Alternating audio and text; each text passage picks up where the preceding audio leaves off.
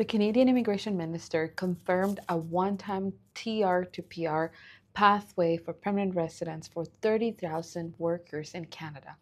I am excited to share with you my recommendations so you can prepare right now. I am a registered Canadian immigration consultant in Windsor, Ontario, and I appreciate you for being here with me today. As of today, March 17th, the official requirements have not been announced. However, there are things that you can do right now to prepare for this program or any other permanent residence program. All these documents and things I will mention will not be in vain, I assure you. The source of my information comes from my experience with the TR to PR program back in 2021 and Express Entry. The reason is because IRCC probably doesn't want to reinvent the rules it already has, and this is what we saw occurring in the previous pathway. So, number one, let's start with the usual documents required: language test, valid IELTS, the general IELTS test, CELPIP, PT Core, or TOEF Canada results. The exact list of accepted tests is here, and the results are usually valid for 2 years. Police certificates. You have to get one from every country where you've lived for more than 6 months since the age of 18. Check the IRCC website to know exactly which police certificate you need to get, and also if you need to get one, because for some people, such as Mexican nationals, they have to wait for IRCC to ask them for the document and not submit it initially.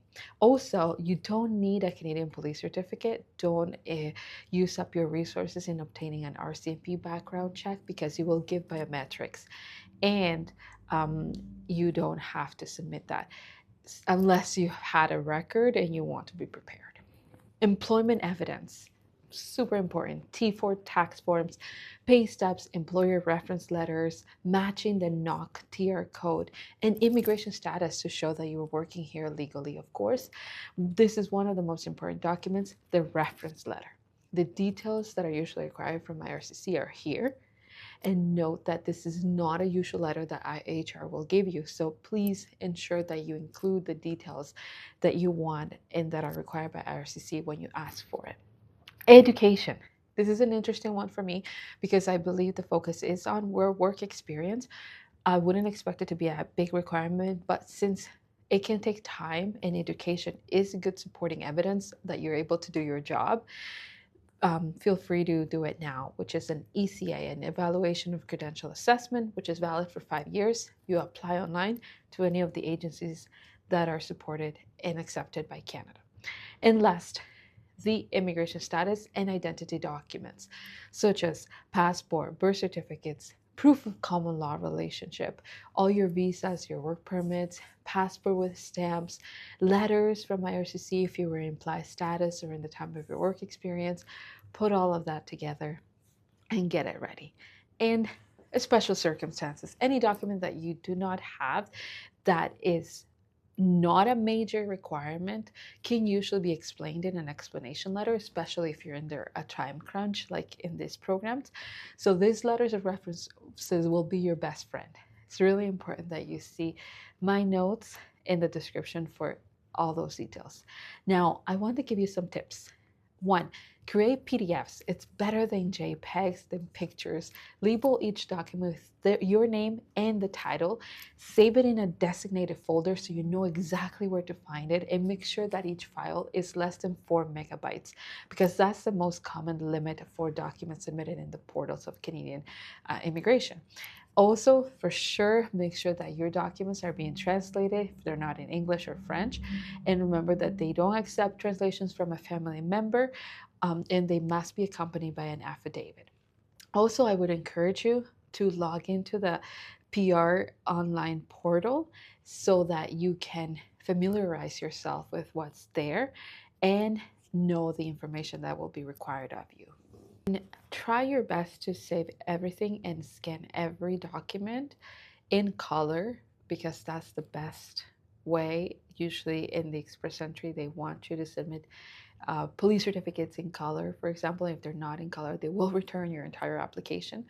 So that would be an excellent thing to do. And you definitely need everything to be scanned already because the application for permanent residence is submitted online unless you have a disability, and you can submit a request for that.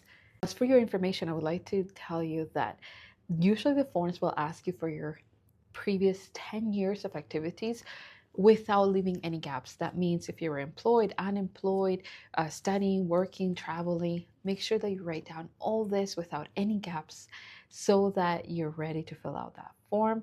And also information about your closest family members who are spouse, common law partner, children, dependent under the age of 22, brothers and sisters and parents, and write down their full name, current address, date of birth, and email address. That's usually the information that is required in one of the forms for permanent residents.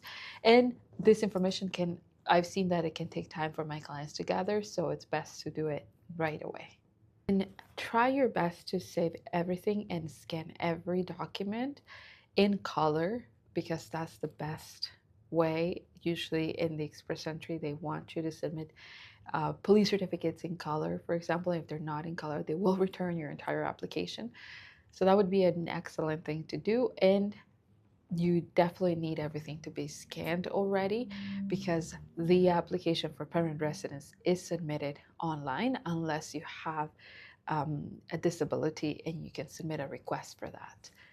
Other than that, feel free to select any type of um, permanent residence application in the portal so that you get something generated in there so you can see the most required documents for an application for permanent residence, and then you can familiarize yourself with how you're supposed to fill out the information if you're going to do it yourself.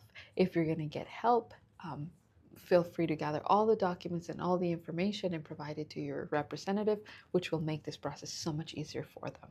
It was my pleasure to give you all this information. I hope it helps. I wish you all the best, and I'll see you soon.